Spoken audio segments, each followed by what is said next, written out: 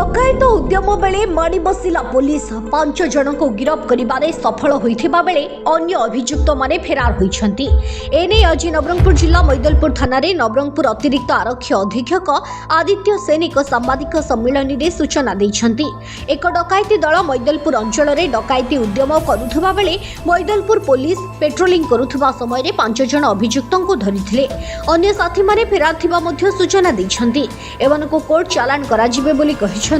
सेमानक निकटरे एक बोलेरो गाड़ी 5टी mobile गोटिए bike और विभिन्न प्रकार मारणास्त्र सबु जबत करिछंती। एही सांबादिक सम्मेलन रे एसडीपीओ सत्यजित कांडेल केलो थाना अधिकारी जुगल सबर उपस्थित थिले। गत 27 तारिख संध्यार नवरंगपुर जिला मैदलपुर पुलिस द्वारा इवनिंग पेट्रोलिंग करने समय खबर मिलता कि किसी दुर्वृत्त सेमला जंगल में लुचिंट। खबर पाई पुलिस से पहुँचवा समय से दौड़ी पड़े चेष्टा करते। से समय 5 जन को आम अटक रखी बाकी सब दौड़ी पड़े। 5 जन को आणिक थाना पचरा आम जाना पाइलु से जड़े बिजनेसमैन घरे डकैती करने आसछंती।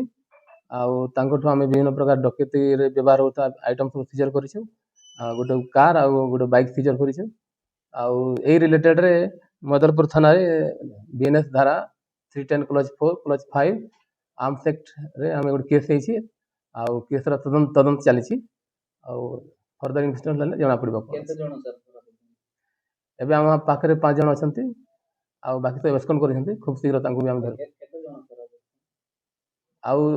अदर्स माने से 3-4 जन अच्छा फेरार से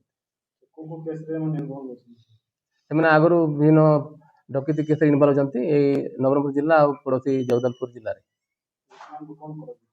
में कोर्ट चालान करा बर्तमान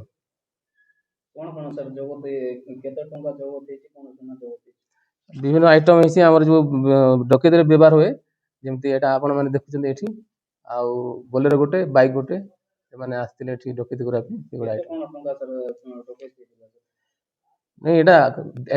पापड़ाहांडी जितेंद्र कुमार दास को रिपोर्ट उत्कल मेल टीवी।